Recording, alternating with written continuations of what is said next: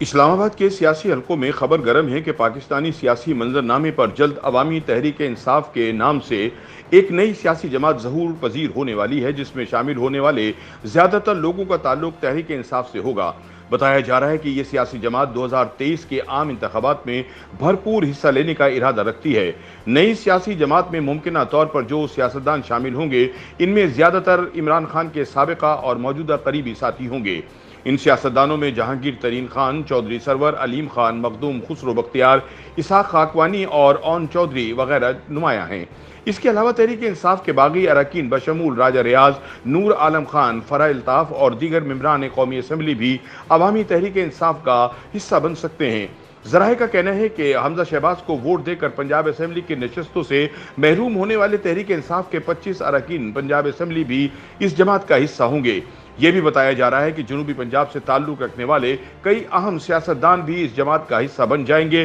ایسے میں عوامی تحریک انصاف ایک نئی کنگز پارٹی کا درجہ بھی حاصل کر سکتی ہے۔ ذرائع کے مطابق نئی سیاسی جماعت کے منشور کی تیاری آخری مراحل میں ہے، جبکہ جہانگیر ترین اس سیاسی جماعت کے ممکنہ قائد ہوں گے، جنہوں نے ماضی میں عمران خان کی حکومت بنوانے میں مرکزی کردار ادا کیا تھا۔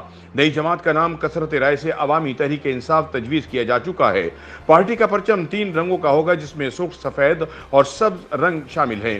نئی جماعت کے لیے انتخابی نشان ابھی زیر غور ہے اور اس سلسلے میں مختلف تجاویز پر غور کیا جا رہا ہے۔ ذرائع کا کہنا ہے کہ نئی جماعت کے قیام کی ایک وجہ فارن فنڈنگ کیس میں تحریک انصاف پر ممکنہ پابندی بھی ہے۔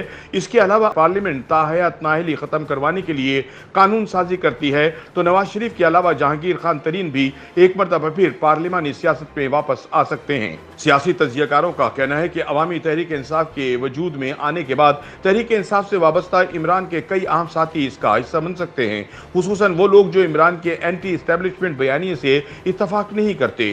جہانگیر خان ترین کی طرح چودھری محمد سرور اور محمد علیم خان بھی عمران کے اینٹی اسٹیبلشمنٹ بیانیے کے ناقد ہیں۔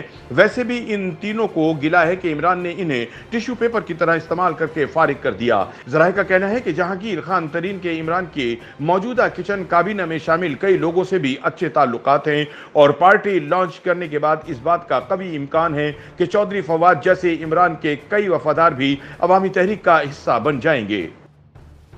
YouTube پر گوگلی نیوز دیکھنے کے لیے youtube.com کی سرچ بار میں googly news T V type کریں۔ گوگلی نیوز کے پیج پر سرخ رنگ کے سبسکرپشن والے بٹن پر کلک کرنا نہ بھولیے۔ YouTube پیج پر اپلوڈ ہونے والی ویڈیوز سے باخبر رہنے کے لیے بیل آئیکن پر کلک کیجیے۔ آپ کو ہر نئی ویڈیو کے بارے میں نوٹیفیکیشن موصول ہو جائے گا۔